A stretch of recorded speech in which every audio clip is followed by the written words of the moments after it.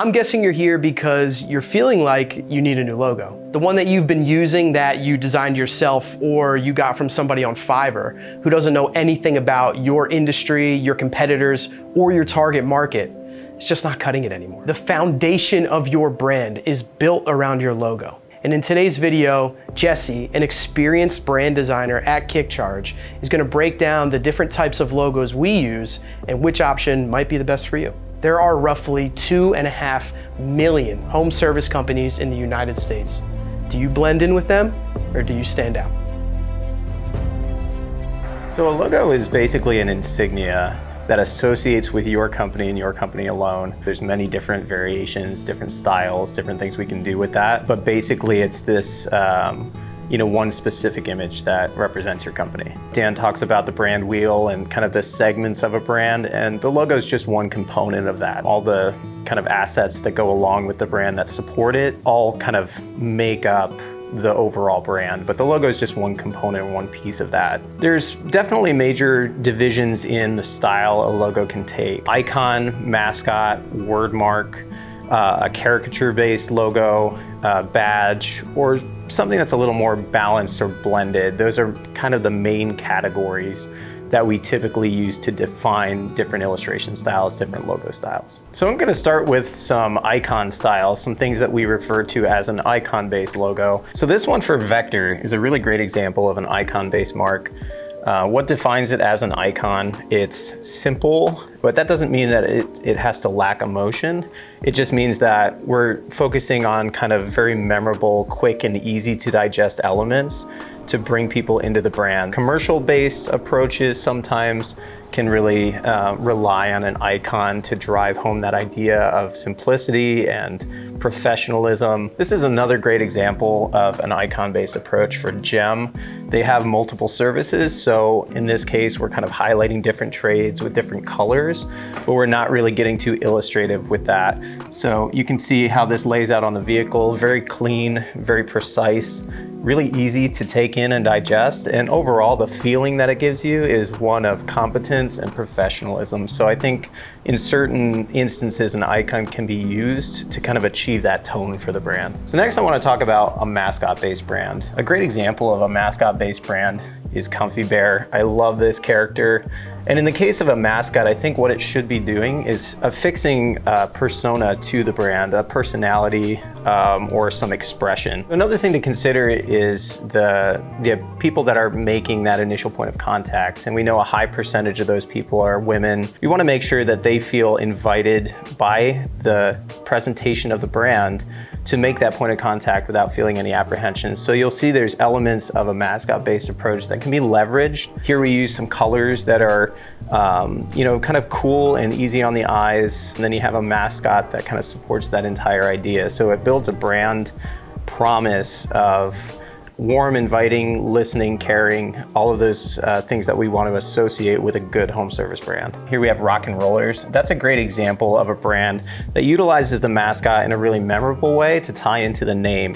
It's exaggerated, it's lively. Rock and Rollers, you automatically have a certain visual for how that might be represented. It reinforces the name in a really strong way. The next style of logo that I want to talk about is a wordmark, and that's basically utilizing just the type and the name to represent the brand in a unique way. I think Eco is such a great example of a wordmark that's effective. Often, if you have the name spelled out in very plain type, that's not enough to really leverage the true identity of the brand. But in this case, we have a stylized wordmark that applies to the services that they provide in a really unique, memorable way.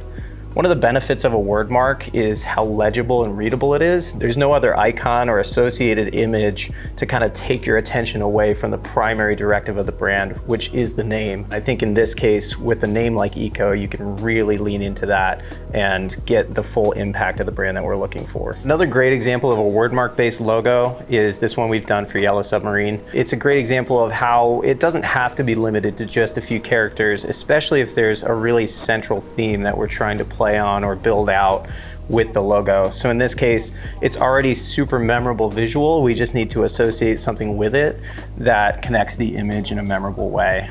And you can see we've done that by kind of utilizing the themes and the tones of the submarine idea of the name, but in a really unique way that only focuses on the name itself. The next type of logo that I want to talk about is a caricature-based design. There are some differences between a caricature and a mascot in that typically we're using a little bit more of a realistic design style to represent either a literal person representing the brand, or at least associating a likeness with the brand in a little bit more of a realistic way.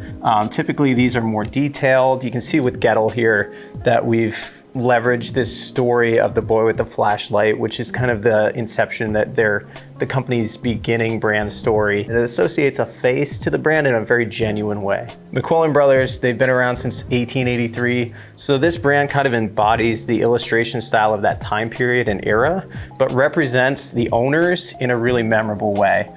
You can see that's been utilized in accompaniment with different panels, illustration styles, the way that the lettering is done, and all of the accessory details in a way that reinforces that kind of time period of 1883. But overall, the focal point of the brand and the memorable aspect of it is the two brothers and the way that we've illustrated them. While a caricature-based brand can be done in a realistic manner, it doesn't always have to be done that way, as long as we're representing a person that was important to the story of the brand. For example, in the case of Rowell's, the original founder and owner, I think this could be considered a mascot, except that it's someone that was actually associated with the brand in a very important way. Whereas a mascot can be anything that conveys expression and that can be done in a way that illustrates a certain persona for the brand. So a mascot can be an animal, it could be a number of different things, but specifically for a caricature, we're referencing a person, a likeness, and trying to encapsulate that in a design that's memorable and ownable. Another way that we can really highlight the name of the company without drawing on specific imagery is by using a badge-based approach. So this is similar to a word mark in many ways, except that it relies on the outside container or shape to kind of create this badge-based approach that can be utilized against a lot of different styles of backgrounds. And it can be a little more recognizable, especially for a word that may not lend itself to strictly a word mark.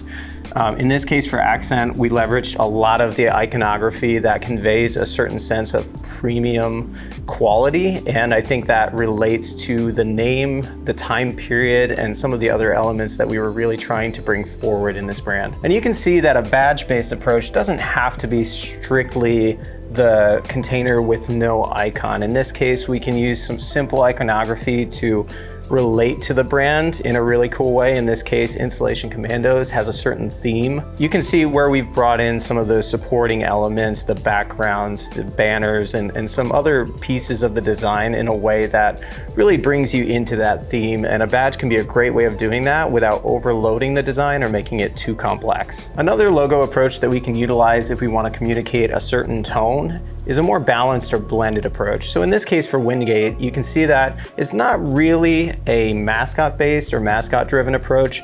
There's no face or emotion that is being drawn from this character, but it does base itself around an illustrative character, just in a little bit more of a serious, professional manner. And I think this approach can be used to convey some qualities that may be a little bit more serious, a little bit more premium feeling, without having the brand feel silly or too lighthearted. So in this case, it's not a playful approach, but it's certainly a very effective image to draw on when we're communicating the brand as a whole. And you can see we've utilized a similar approach for environmental.